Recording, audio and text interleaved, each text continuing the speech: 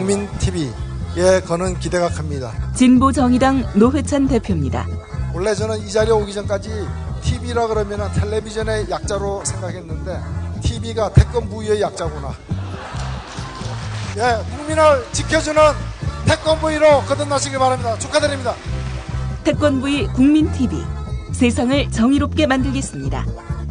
미디어 협동조합 국민TV 조합원 가입으로 동참해주세요. 홈페이지는 포털 사이트에서 미디어 협동조합 국민TV.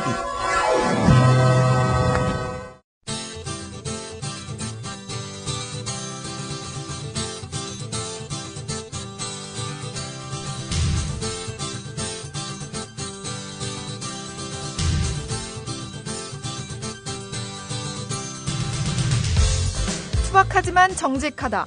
비평을 비평하는 남자 서영석. 그가 바라본 세상.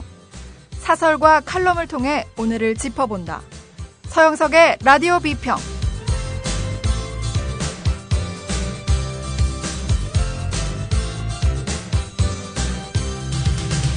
네, 안녕하십니까, 서영석입니다.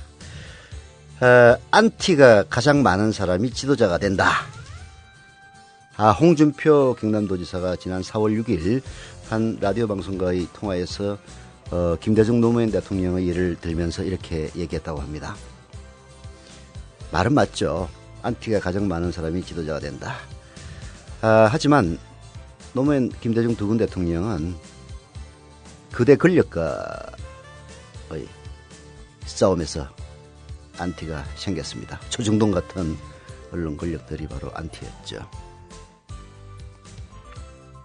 이명박 씨나 오세훈 씨처럼 초중고생들과 싸워서 생기는 안티. 아마 홍준표 지사는 비유를 잘못 들은 것 같습니다. 안티가 가장 많은 사람이 지도자가 된다. 이명박 대통령이나 오세훈 서울시장처럼 초중고생과 싸워서 생긴 안티들처럼 이렇게 말이 맞겠죠. 예. 아니, 이제 이것은 제가 시사인 이번 주 호를 보면서 소개를 해드린 건데요.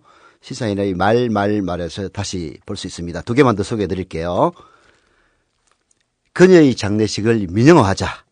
경쟁 입찰에 맡겨 가장 싼 업체를 선정하자. 이 말은요, 마거릿 대처가 죽은 다음 날인 4월 9일 영화감독 켄 로치가 가디언지와의 인터뷰에서 한 얘기라고 합니다. 모든 것을 민영화시켰던, 그래서 부의 양극화 현상을 초래했고 결국은 서민들을 도탄에 빠뜨렸던 대처에 대한 뭐라고 그럴까 뭐 일종의 야유죠.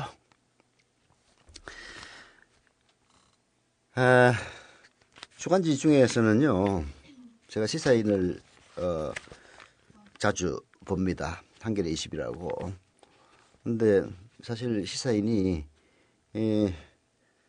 아주 잘 만들어요. 여러분들도 혹시라도 주간지 고속버스 타고 여행 갈 때 주간신문 많이 사죠. 이럴 때 시사인을 많이 애용해 주시길 바랍니다. 저는 시사인과 전혀 무관한 사람입니다.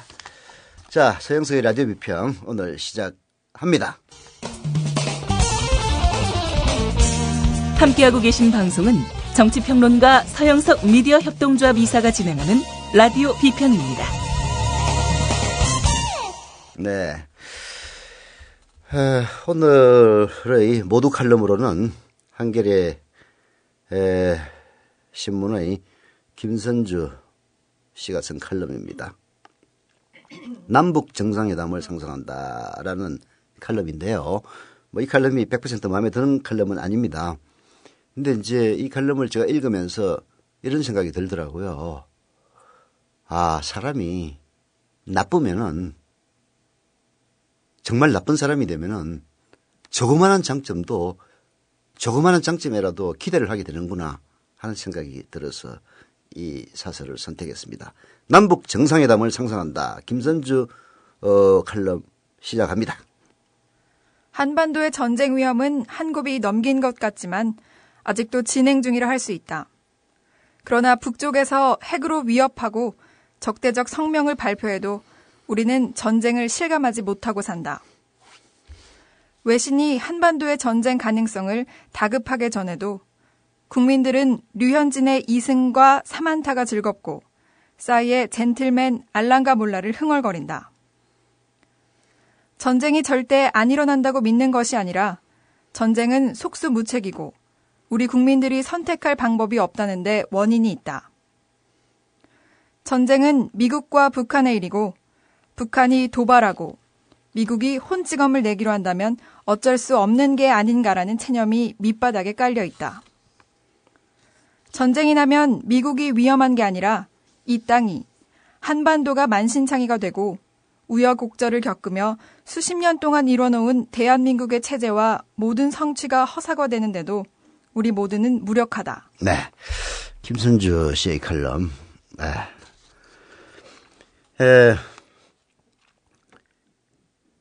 한반도의 위기 상황은 남북 분단인 상태에서는 언제든지 올 수 있는 것이죠. 중요한 것은 이러한 위기 상황을 우리 손으로 관리할 수 있느냐의 문제인데요. 노무현 김대중 두 분 대통령의 10년은 우리 손으로 관리할 수 있다라는 확신과 믿음을 줬습니다. 이명박 씨의 5년 통치가 그런 믿음을 산산조각으로 내는 데는 결코 짧은 세월이 아니었죠.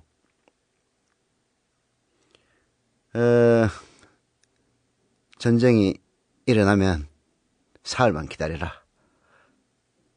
평양을 불바다 만들 수 있다. 라고 이야기하는 보수 세력들도 자기 머리 위에 불벼락이 떨어지고 자기의 가족, 자기의 친지가 불에 타 죽는다면 그런 이야기 못할 겁니다. 중요한 것은 전쟁은 공멸일 가능성이 높다는 거죠. 물론 북한이 그래서 공갈을 치고 있는지도 모르죠. 자유민주주의 국가인 대한민국은 국민의 생명과 안위가 가장 중요한 판단 기준이지만 북한은 김정은 체제의 안정과 안위가 가장 중요한 판단 기준이 된다는 그런 차이는 분명히 있습니다. 그러나 북한은 그런 1인 독재 체제가 있기 때문에 오히려 공갈을 칠 수가 있는 반면 우리는 다수의 안위를 생각해야 되는 정권일 수밖에 없기 때문에 상대적으로 입지가 취약한 그런 면은 있죠. 그렇다고 해서 전쟁 불사라는 얘기를 함부로 꺼내서는 안 됩니다. 김선주 칼럼은 바로 그런 점을 모두에서 보여주고 있네요. 자, 이어집니다. 죽기 전에 꼭 보고 싶은 것이 두 가지 있었다. 우리나라에서 여자 대통령이 나오는 것과 남북 통일이다. 한 가지 소원은 이루어졌다. 여자 대통령이 탄생했다.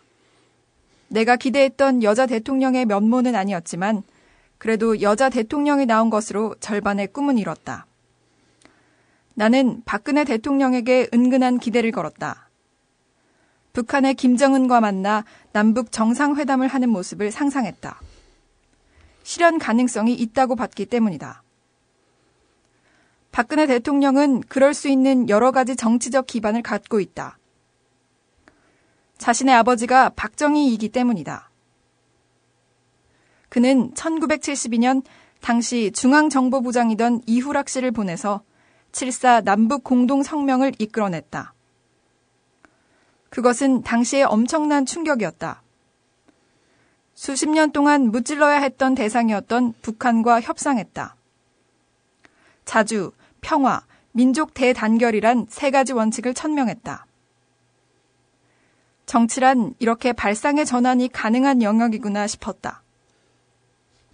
결과적으로 남에선 유신을 위해 북에선 주체 사상을 공고히 하기 위한 국내 정치용으로 남북 공동성명이 만들어진 것이라는 분석이 나왔지만 역사적으로 모든 외교적 발상의 전환을 가져온 일들은 모두 국내 정치의 돌파구를 열기 위한 것이었다. 네, 이 김선주 씨는 아시는 분은 아시겠지만은 여성분입니다.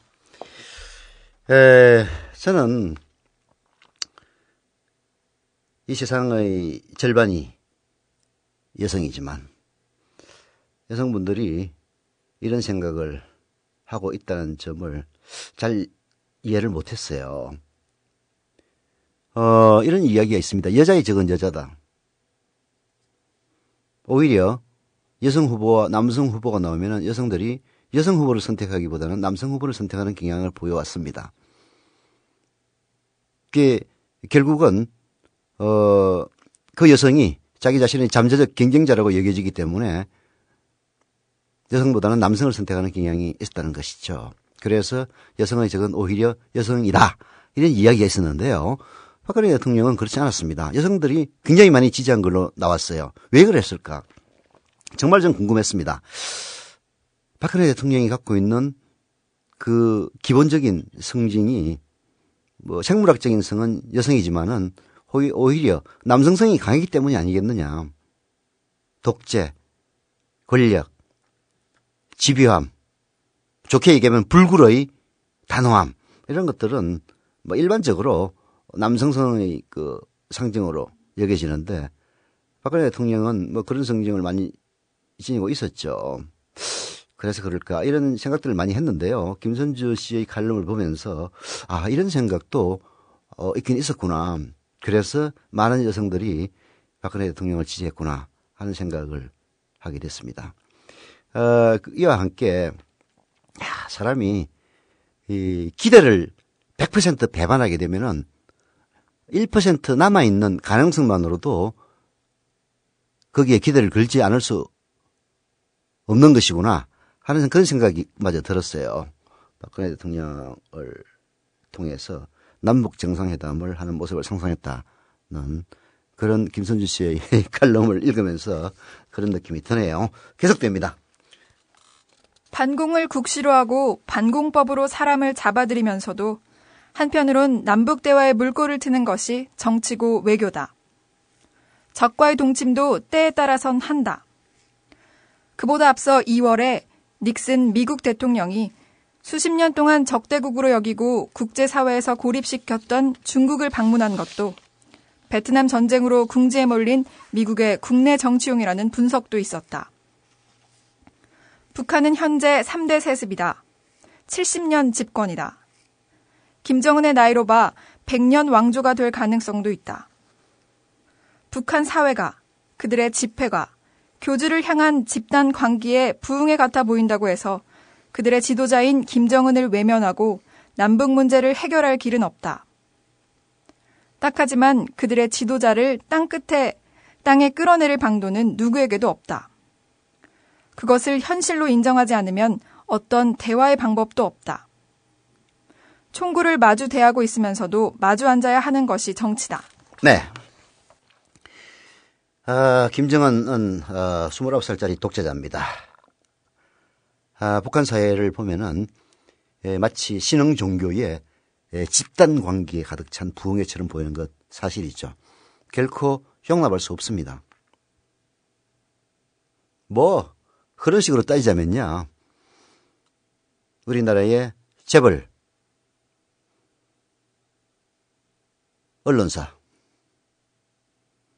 교회 모두 세습입니다. 김일성 세습의 가장 근접에 있는 것이요. 저는 교회의 세습이라고 생각합니다. 진짜 비슷해요. 교회 목사가 교회를 크게 일궈서 자기 자식을 목사로 만들어가지고 그 교회를 세습시킵니다. 바깥에서 보면은 야 어떻게 저럴 수가 있나. 예수 믿는다는 사람들이 그렇게 생각이 들지만요. 그 교회에 다니는 신자들에게 물어보면 너무나 당연합니다. 아니 큰 목사님이 이 교회를 피땀 흘려 읽어서 아들에게 물려주는 게 뭐가 잘못된 일이죠? 라고 반문하는 사람들이 많습니다. 북한 갔어도 그렇대요. 세습을 물어보면은 아니 장군님의 후손이 또다시 장군님이 되는 게 뭐가 문제냐라는 식으로 반문한다는 이야기도 얼핏 제가 들은 것 같습니다.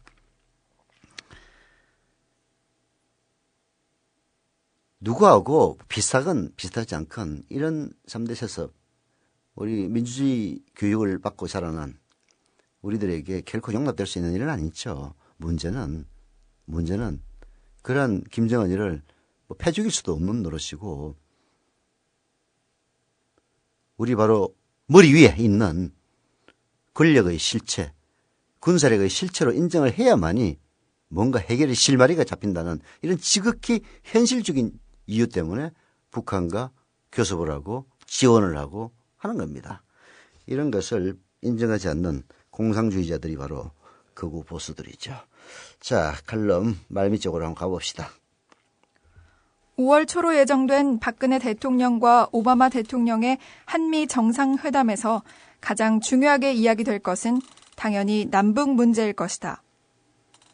북쪽의 도발에도 미국이 대응 안 하길, 경제적 지원이나 물밑 접촉이 가능하도록 어떤 경우에도 이 땅에 전쟁이 일어나는 것만은 막는 쪽으로 회담은 가닥을 잡아야 한다. 한미동맹 60년 자축보다 그것이 우선이다. 우리가 당사자라는 사실을 잊지 않아야 한다.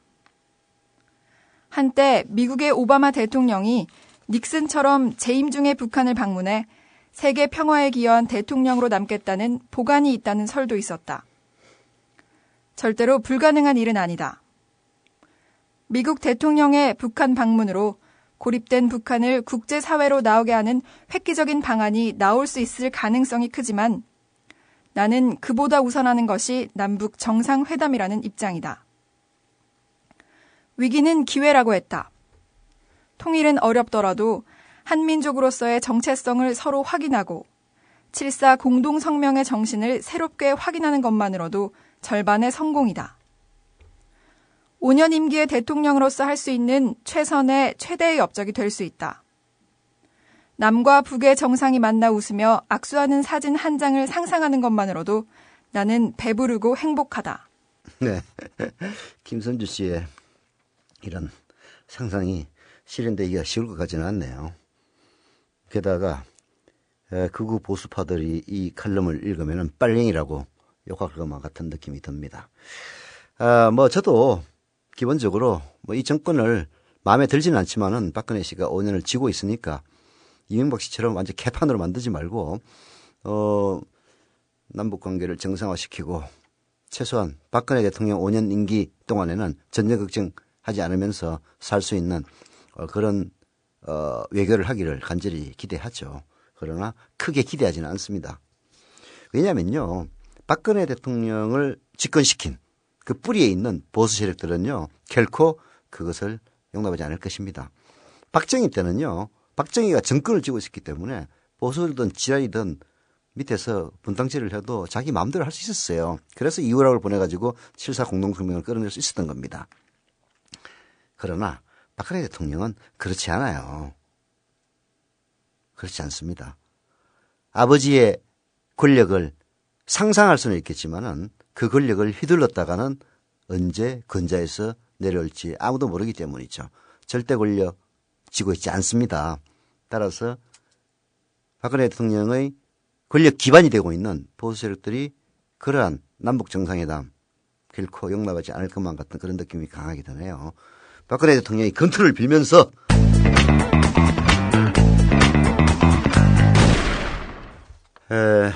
왜 보수가 남북 정상회담을 원하지 않느냐는 질문이 있었는데요. 남북 정상회담 자체를 원치 않는다기보다는 남북 정상회담을 통해서 그 결과물은 결국은 북한에 대한 퍼주기가 될 수밖에 없습니다.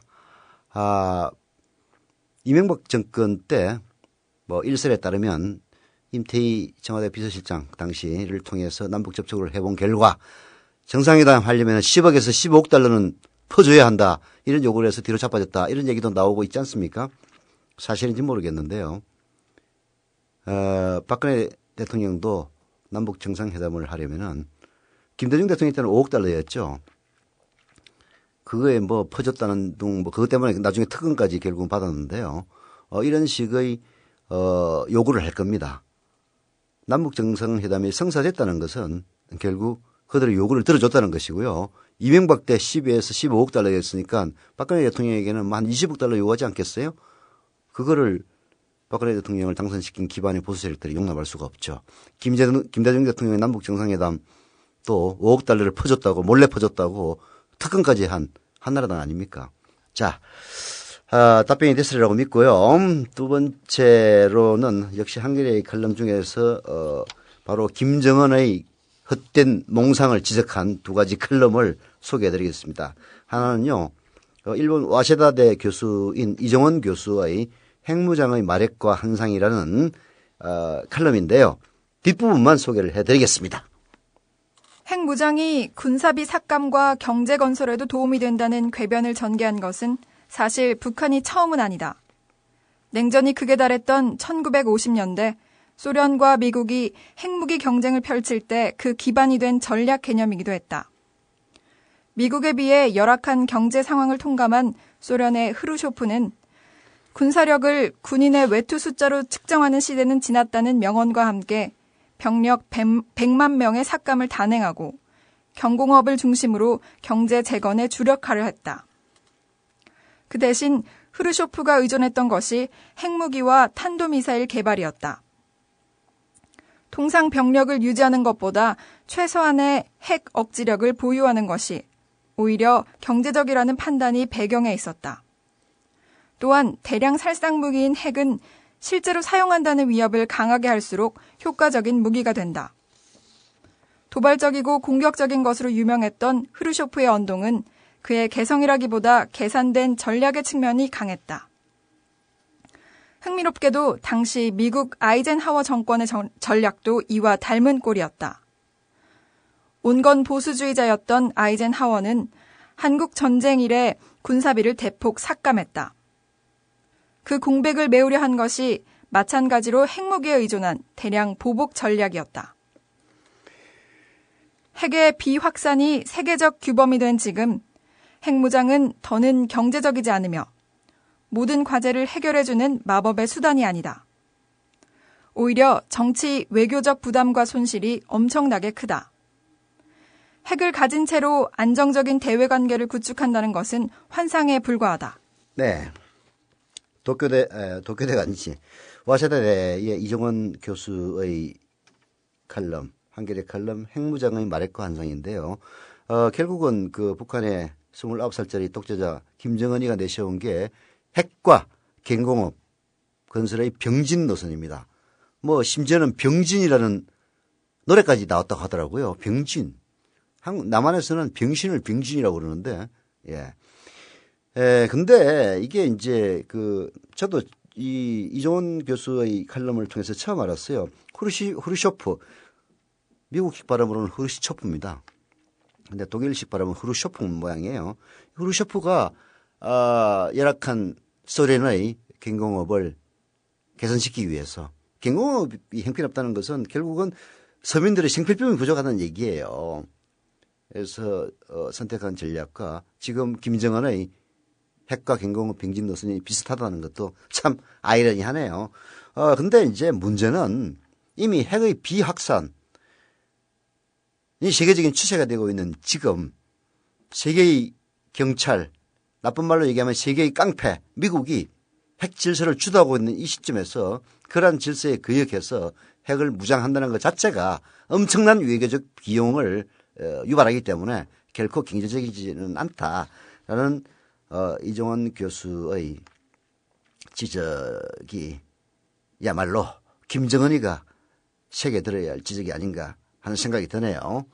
자, 이와 유사한 내용으로 한겨레신문 오태규 논설위원의 칼럼을 소개합니다. 젊은 지도자의 몽상이라는 건데요. 그 취지는 비슷합니다. 역시 마지막 부분만 소개해드리겠습니다. 실현 가능성이 작고 지속 가능하지 않으며 위험하기만 한 꿈은 빨리 접는 게 상책이다. 위쪽 지방의 젊은 지도자가 내세운 경제건설, 핵무력 건설 병진 이론이야말로 위에 3박자를 고루 갖춘 환상이 틀림없다. 그는 핵무장을 통해 방위력을 높이면서 동시에 민생도 개선할 수 있다고 장담한다. 전반적 군사력 강화에 들어갈 돈을 핵무장 분야에 한정해 투입하면 그만큼 경제 건설 쪽으로 돌릴 수 있는 자원의 목도 커진다는 논리다. 아버지 시절에 경제 개혁을 하려다 실각했던 경제 전문가를 다시 총리로 발탁한 것을 보면 그게 정말 가능하다고 믿는 것 같다. 하지만 이는 시험관 속에서만 통할 수 있는 망상이다. 지금 가지고 있는 자원만 생각하면 재래식 군비 강화보다 핵무장을 강화하는 게 돈이 적게 들고 그 여분을 민생에 투입한다는 말이 성립할 수 있다. 하지만 그쪽은 외부로부터 식량, 에너지 등의 유입 없이 지속할 수 있는 사회가 아니다. 자원의 외부 수혈 없이는 해가 거듭할수록 점차 몸집이 쪼그라들 수밖에 없다. 핵무장은 그나마 유입되던 외부 자원의 물꼬를 틀어막는 구실을 할 것이 분명하다. 영국의 역사가 액턴 경은 절대 권력은 절대 부패한다고 말했다. 절대 무기로 불리는 핵무기는 절대 핵 보유국의 안정을 보장하지 않는다. 역사가 그것을 증명한다. 리비아나 이라크, 발칸반도의 예만 들 게 아니라 러시아를 보면 쉽게 알 수 있는 일이다. 젊은 지도자는 하루빨리 환상에서 깨어나야 한다. 네. 환상에서 깨어날지는 모르겠지만은, 이런 식의 지적들을 북쪽의 김정은뿐만이 아니라 북쪽의 지도층도 새겨들어야 할 대목이 아닌가 싶어요. 핵무장을 통해서 군비를 축소하고, 그래서 군비 유지에 들어가는 돈을 경공업 건설에 쏟아붓는다. 이게 아마도 김정은이 구상하고 있는 핵무장 그리고 경공업 건설 병진 노선의 요체인 것 같습니다. 이게 세상이 미국과 북한만 존재한다면은 그럴 수 있겠죠. 그러나 오태규 논설위원이 지적했다시피 북한은 외부의 도움 없이 이미 체제를 유지하기 어려운 상태에 이르렀습니다. 우리가 지금 이 시점에서도 인도적 지원을 하겠다고 나서는 것은요, 북한은 인도적 지원을 필요로 하고 있다는 얘기입니다. 식량, 원료, 연료죠. 원료가 아니라. 이게 아주 부족하다 보니까 심지어는 군사훈련에 들어가는 기름도 되지 못해가지고 제대로 훈련도 못한다는, 그게 사실인지 아닌지 모르겠습니다만은 이런 얘기까지 외부로 흘러나올 정도로 북한의 경제 여건은 악화돼 있죠. 그러면 결국 외부의 도움을 통해서 생존할 수밖에 없는 것인데, 핵무장을 고집하면은, 저는 솔직히 핵무장 했으면 좋겠다는 생각도 갖고 있어요. 그러나 핵을 갖는 것은 우리 머리 위에 예측할 수 없는 정권이 핵무기를 갖고 있기 때문에 두려워하는 것과 마찬가지로 일본이나 중국도 싫어합니다. 이게 바로 문제인 거예요. 몰래 핵을 보유하려면 하든지 말든지 그거야 알아서 할 일이겠지만은, 공개적으로 핵 보유를 천명하는 순간 외부의 모든 도움이 끊긴다는 것이 김정은 체제의 원천적인 한계죠. 그래서 이렇게 공갈빵을 쳐놓고 벼랑 끝에서 지원을 받기 위한 외교를 전개하는 것인지 잘 모르겠는데요. 여하튼 도쿄대 이정원 교수와 한겨레신문 오태규 논설위원의 이런 지적들을 김정은이가 알겠습니까? 29살짜리가. 솔직히 저도 29살 때는 천지도 몰랐는데, 그 외피를 독재 권력이 싸고 있다 한들, 그 외피를 재벌 권력이 싸고 있다 한들 29살짜리 판단이 오죽하겠어요. 김정은을 둘러싸고 있는 북한 지도층들이 제정신 차리기를 기대할 뿐입니다.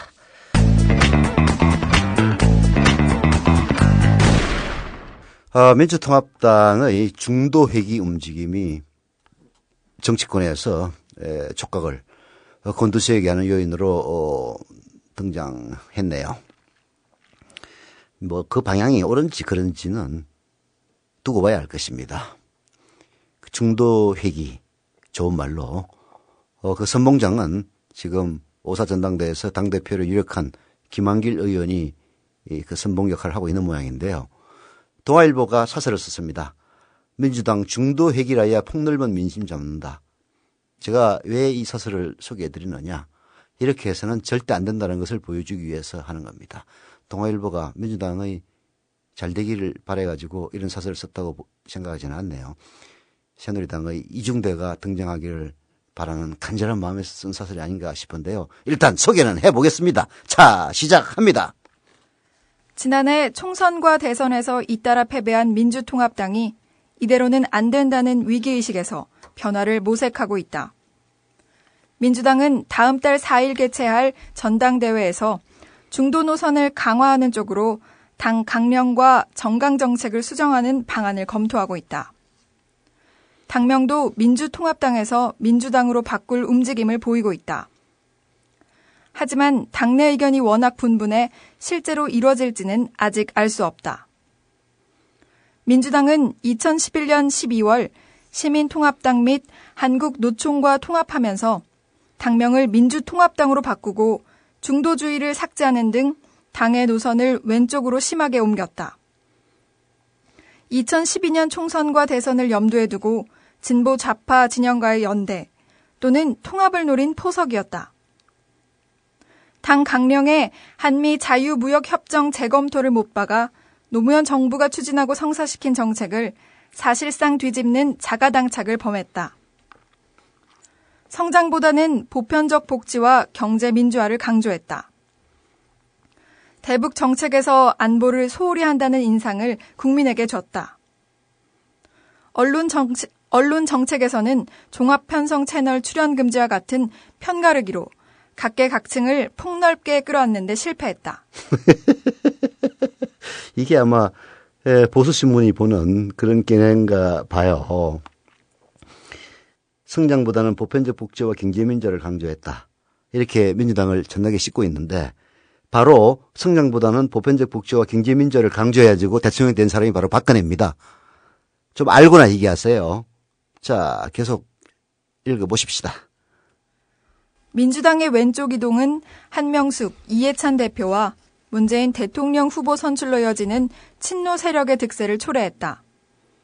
친노 당권파는 당의 쇄신을 통해 국민에게 다가가기보다는 야권 연대와 후보 단일화 등 정치공학에 매달렸다.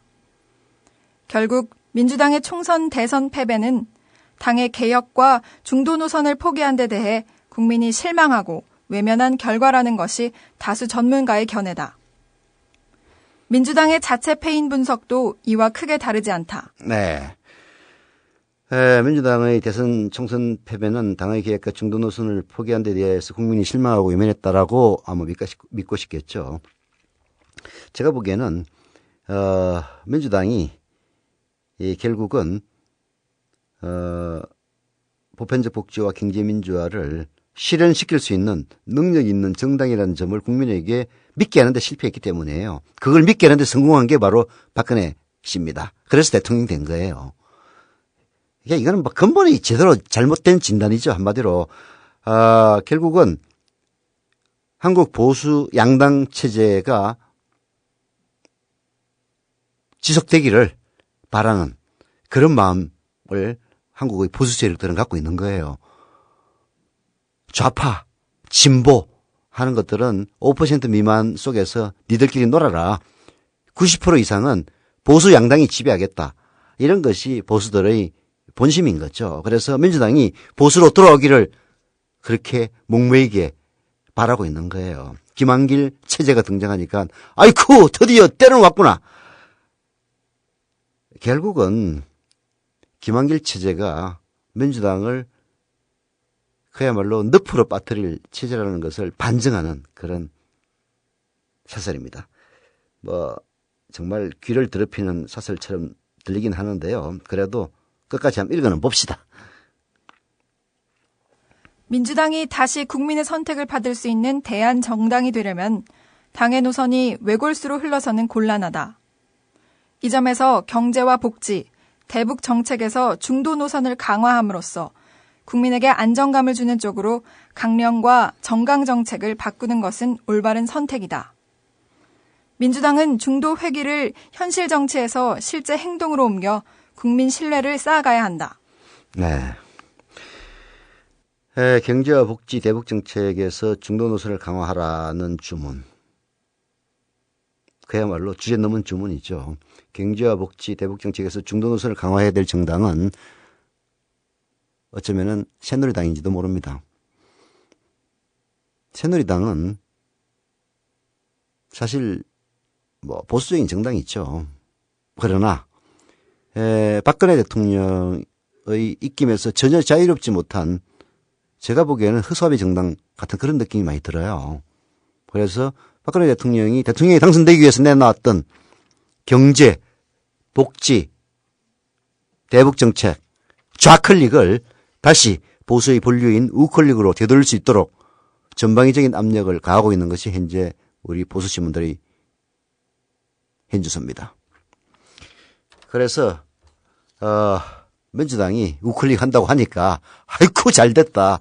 봐라 민주당도 저러고 있는데 새누리당 그리고 박근혜 대통령 당신 뭐 하는 거예요 도대체? 라는 질문을 바로 민주당 중도 핵이라야 폭넓은 민심을 잡는다라는 엉터리 사설을 통해서 보여주고 있는 것이 아닌지도 모릅니다. 여튼 뭐 민주당이 중도 핵이해야 폭넓은 민심을 잡는다고 동아일보가 사설을 쓰는 거 보니까 절대 이리 가면 안 될 것 같네요. 예.